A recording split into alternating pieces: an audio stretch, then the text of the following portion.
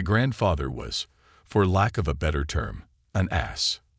Unfortunately, he suffered a lot of symptoms of what I often referred to as old man-itis. On top of the real-life ailments that forced him to live at home with us, his general abrasiveness made me avoid him like the plague. Growing up, this was something that deeply bothered my dad. He'd make it a point to tell me to go learn from your granddad. He'd say things like, "He won't be here forever, and you'll regret not talking to him when you're older." And every time, I'd give a very non-committal, "Yeah, sure, maybe." When my grandfather's health started to take a turn for the worse, my dad started to proactively force these interactions. And after each one, I'd leave feeling annoyed.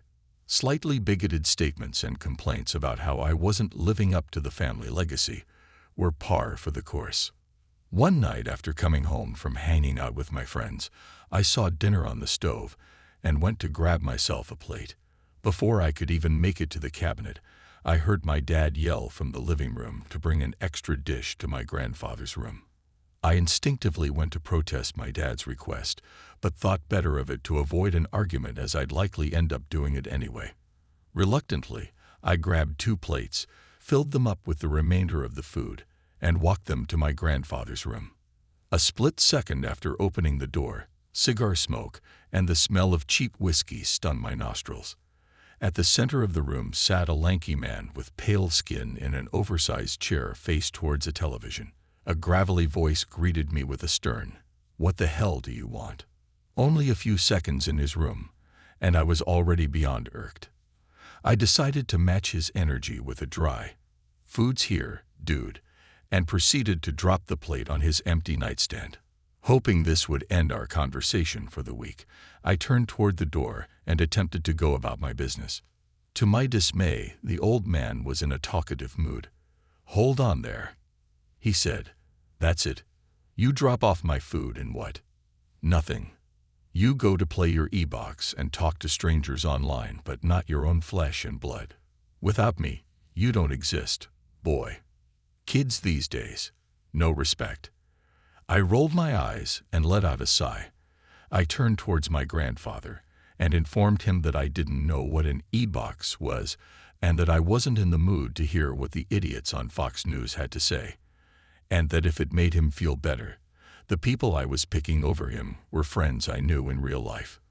He spun around in his chair and scoffed. "Inconsequential," he spat.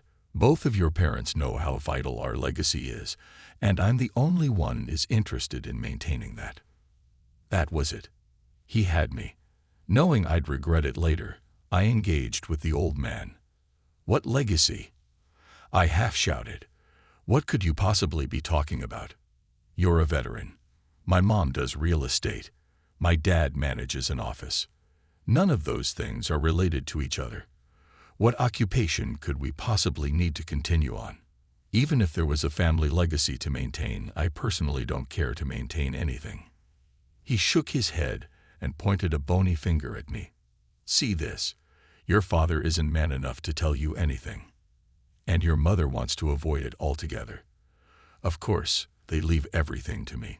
Despite his age and health, he shot up from his chair, pulled out a stool, and waved for me to come to sit down. I considered his invitation for a moment. I couldn't know what exactly he was referring to. Still, I was already invested in the conversation and eventually acquiesced to what I assumed would be another nonsensical rant. As I sat down, he took another 2 shots of whiskey and a puff from his cigar. And with a deep breath, he began to tell this tale. My grandfather started with the story of his family's farm. His family had come from poor beginnings, and he quickly learned that hard work was the only way to make it. All he knew growing up was getting up to tend to the farm, sleeping, and then getting up to work some more. The idea sounds utterly foreign to us today, but that was life for him and his family back then. Tough and monotonous but simple.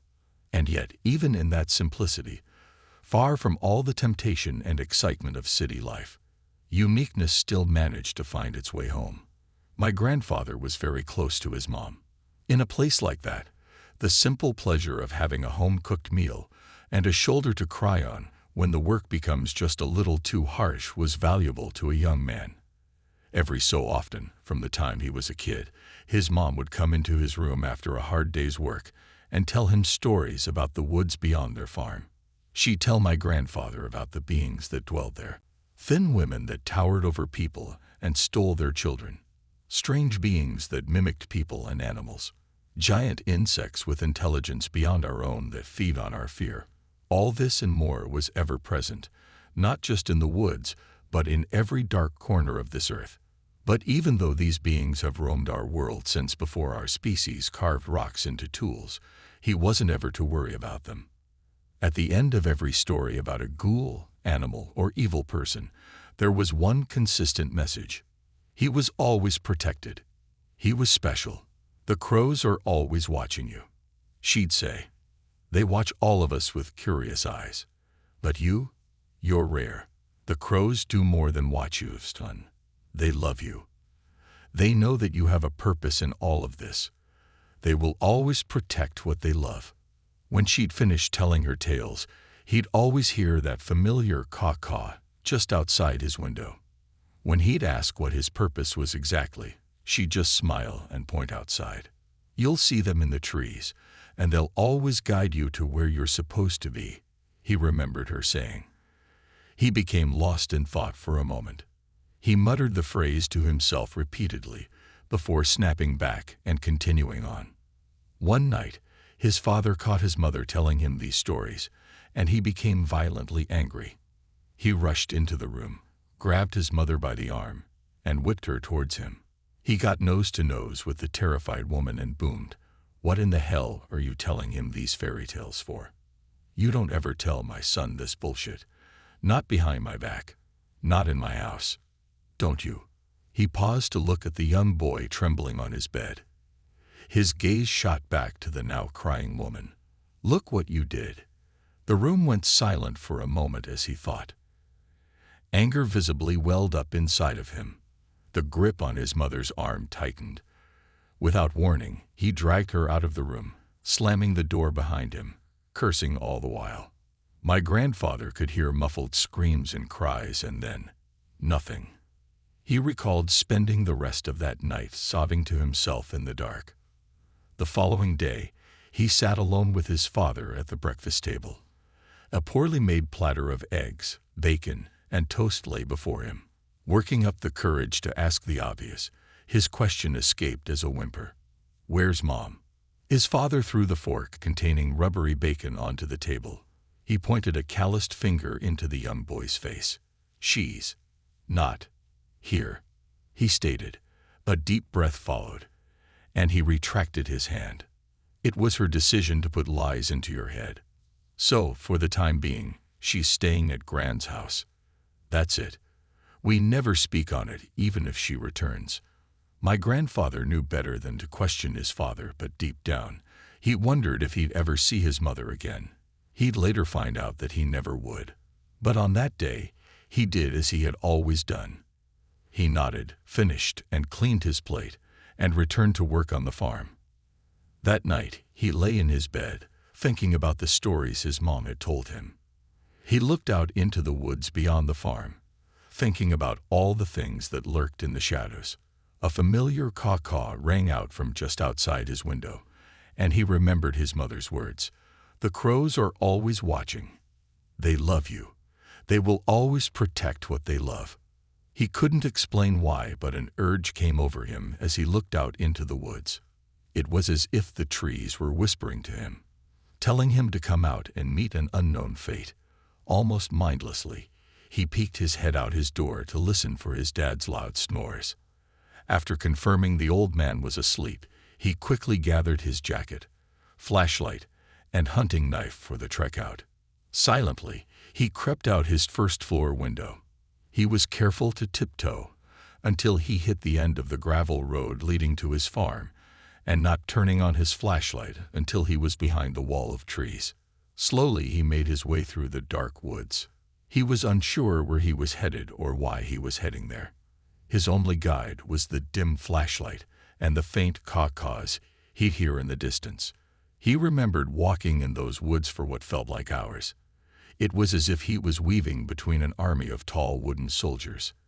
He could recall tempting voices clearly calling out to him, and large figures moving just out of the corner of his eye. Many times he wanted to turn and run. Part of him knew that if he dwelled in the shadows for too long, they'd surely consume him like his mother had warned they'd done to so many others. But every time that feeling rose to a fever pitch, a soothing flap of wings, or caw-caw, would remind him that he was protected for as long as the crows saw fit. And so he continued on, bravely walking into the dark until he hit a clearing. Taking the opportunity to sit down to rest, an ice-cold hand touched the back of his neck. Quickly he spun around, throwing a wild punch at the figure behind him. He screamed and went for his hunting knife, telling whatever it was to back away.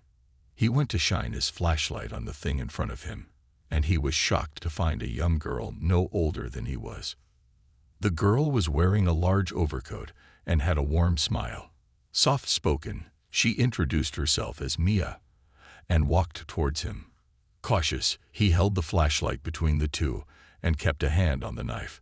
He asked her where she was from, and she pointed vaguely in the direction he'd come from and claimed she was from one of the neighboring farms. Unprompted, she followed up by saying she'd understood why he was scared, but to not be afraid because she was led there for the same reason he was. He asked what she meant, and in response, she laughed, made an "sha" sound, and pointed to the sky. My grandfather pointed the flashlight upwards and waited, unsure of what he was supposed to be looking for. Suddenly, the snapping of branches and a great gust of wind filled the air. Momentarily, the dim light caught a massive twisted black figure above them in the sky. It let out a grossly distorted caw-caw-caw that sounded more akin to that of a broken horn than an animal. Drips of what looked like tar hit his face as it swooped by, and the creature's smell was more pungent than any dead animal or droppings he'd had the displeasure of encountering. Crashing back into the trees, the thing disappeared. My grandfather could hardly form words. He simply stood there in disbelief of what he'd seen, heart pumping out of his chest. He shined his flashlight back on the girl and caught her, maintaining a calm smile. Our guide watches over us all. Always. My grandfather looked at the girl with horror in his eyes. He couldn't think of what else to ask other than just what the hell that was, and how on earth that clearly demonic being could be any sort of a guide. Because he loves you, she said. Don't be afraid. You have nothing to fear. You're more important to him than any of us are. The next thing he felt was a kiss on the forehead. His mind became fuzzy, and the next thing he knew, her soft hand was guiding him through the woods back home. As they walked back, the shadows that stalked him earlier seemed further away now. The voices he'd heard before were little more than whispers in the dark. When he arrived home with the girl, the whispers had gone silent. Only the faint caw-caw remained in the distance. My grandfather still had many questions about his experience and what this all meant. Mia smiled and promised she'd be back daily to answer anything he wanted. All he had to do was meet her at the end of the gravel road leading to his farm. My grandfather agreed, and from there, not a single day passed when the two didn't see each other. Eventually, what started as something informative developed into something more. Mia would bring my grandfather strange books with texts he had never seen before. She'd show him pictures of the crows and other creatures. Their evening rendezvous would turn into casual chats in the afternoon. My grandfather would make it a point to go into town and surprise her with gifts. And should his dad ever leave for a day or two, he'd be so bold as to bring her into his home. One night, after my grandfather was led to believe that his dad was going into town for the night, he decided to bring Mia over. The two were going over the strange images and texts he'd grown fascinated with. A loud slam of the front door interrupted their readings. His father wasn't supposed to be home for another day, so it seemed as though someone had broken into their home.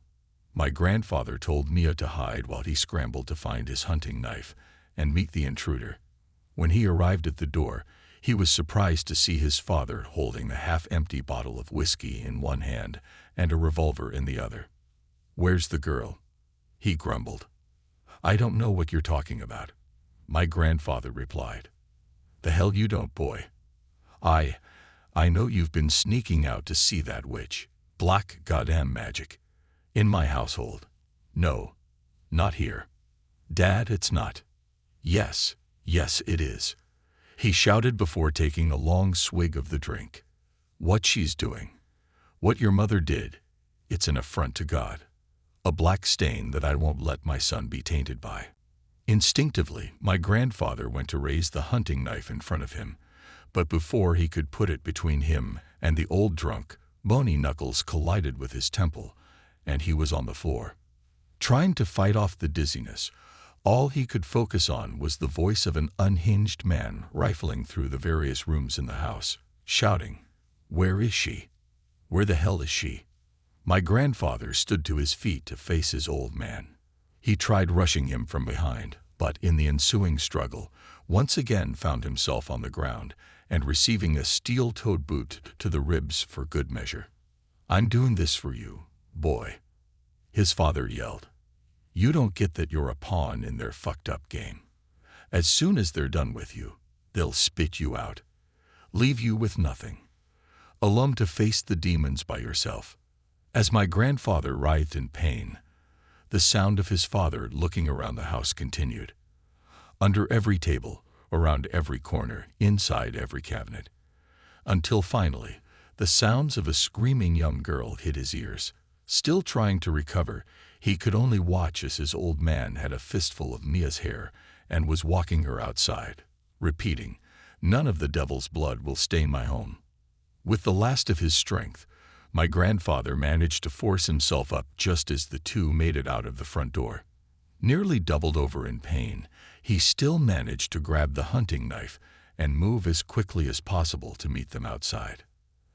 As his hand reached for the doorknob, his hopes of saving Maya remained strong until he heard a loud bang ring out into the air. He screamed as he fumbled with the doorknob, unable to get it open in his panic. Time slowed as the reality of what had just happened began to sink in. Mia was gone, he thought. His mind fought itself as he internally argued about whether or not to rush out and face his father or cut his losses entirely and run out the back door to save himself. But when another bang rang out into the atmosphere, that sorrow was soon replaced with confusion. His father was an excellent shot. Surely he didn't need more than one shot for one girl. When the third and fourth bang pierced the silent night, followed by a man's scream, a pit grew in my grandfather's stomach. He knew something was deeply wrong. Taking a deep breath, he finally managed to unlock the front door. To his horror, the scene before him was unlike anything he could ever hope to comprehend. Standing in between Mia and his dad was a man-sized, crow-like creature. The familiar pungent odor wafted through the air. The thing stood on two backward-facing humanoid legs. Long, pale arms with crooked fingers hung loosely at its side. Its scissored beak extended far past its body, and what looked like large molars were growing out of the sides. Most striking were those goddamn eyes. Massive balls of white with veiny strings of red lead to a pulsating pupil. He couldn't explain why, but as he watched the thing analyze the man before it, he knew this wasn't just a mindless animal following instinct. It was intelligent. It was assessing the situation, playing out scenarios in its head, and planning out the best course of action. His father screamed for forgiveness, said that he was a God-fearing man, and that he promised to never hurt another soul if he could survive the night. The crow thing continued observing and outstretched its massive wings in an intimidating fashion. It took a moment, and then hacked up black fluid onto the ground in front of it. And to my grandfather's shock, a twisted voice emerged. "There is no God. There is no devil. There is only truth," it stated. "The crows know this. You, however, hide truth for comfort." The creature stopped for a second to hack up another round of black fluid. "Sickens us. You know who we are. You know our word will be spread. The truth will be ever present. Your kind will no longer be blind to it." My grandfather didn't know if what happened next was out of a genuine belief that he could harm the thing or out of pure fear. While the crow creature was giving its enigmatic speech, his dad managed to load up another round and again took aim, this time unloading as many bullets as he could toward the humanoid bird. All to no avail. The thing made something akin to a sighing sound as it flapped its impressive wings once more. It let out the broken caw caw caw and rushed forward on those disgusting legs with inhumane speed. In an instant, its beak unhinged like a snake and swallowed the foolish man whole. The last thing my grandfather saw of his dad was his legs disappearing into the thing's maw, an image that would be burned into his mind for the rest of his life, and just as soon as it had come, it was gone. Nothing but a permanent black stain was left behind. He called out to Mia not only to ask if she was okay, but for some kind of reasoning for what took place. What was that thing? How did it know to come to find her? Where did it go? To his relief, she was okay. Scared but unharmed just behind where the creature had stood. The crows will always protect those they love, she reminded him. In the coming weeks, the two would sell off much of the farm and many of the valuable family items my grandfather had admittedly had difficulty parting with. They'd keep the farmhouse, but the livestock and property around it went towards making the home as comfortable as possible Mia and their newborn child, while my grandfather went off to join the Navy. He'd send back what he could, and they'd make it work until he retired. They'd eventually move into the city and spend most of their days together. While I found the story absolutely fascinating and actually preferred it to playing on my e-box, whatever that is, I still had one question. What did all of this have to do with me? My grandfather wasn't one to smile, but he couldn't hold one back when I asked him that same question. You're next in line. My role was to ensure that you were born and knew our history. He stopped to take another puff of his cigar. The crows have been watching over me my whole life. They've kept me safe from all sorts of evils. They'd brought me true love. A child. I thought it was so I could praise them for all the good they've done, but no one could know their true intentions. Only bits and pieces. Though they have told me this, I leaned in closer to hear what he had to say. A prophet would be born to deliver our message and change the world how they see fit. That prophet will create a better, more pure, truthful world. That prophet is you. I didn't know how to take that. I felt that he was either crazy or messing with me. But another part of me genuinely wanted to consider that it was true. What if there was more to this? I was unsure. And to this day, I still am. I don't feel any different from anyone else. I don't feel that I'm meant to change the world in any fundamental way. And yet, even on his deathbed, even as I heard my grandfather scream about the demons finally coming to take him because the crows no longer cared to protect him from them, he still maintained that I'd know the truth. He maintained that everything was worth it for their wisdom to be spread to the people. No consequence was too great, even if he had to be the one to bear it. I don't know. Maybe that's why I'm sharing this. Perhaps I feel like someone else can give me the answers I'm looking for or a starting point with how to find them. For what it's worth, a guy tried to rob me the other night. I was coming home late, and he pulled a knife on me. I told him I didn't have any cash, but apparently, that wasn't good enough. Just as that, oh, shit, I'm going to get stabbed feeling hit, 3 crows swooped down and started clawing at the guy. Apparently, one of them got really aggressive around the eyes. From an article I read, he won't ever see again. Weird coincidence or an intentional clue? I can't say. But what I do know is that I can hear a familiar caw-caw outside my window even as I write this, and I can't put my finger on it. But whenever I drive by the woods on my way to work, something familiar has been calling me to the trees.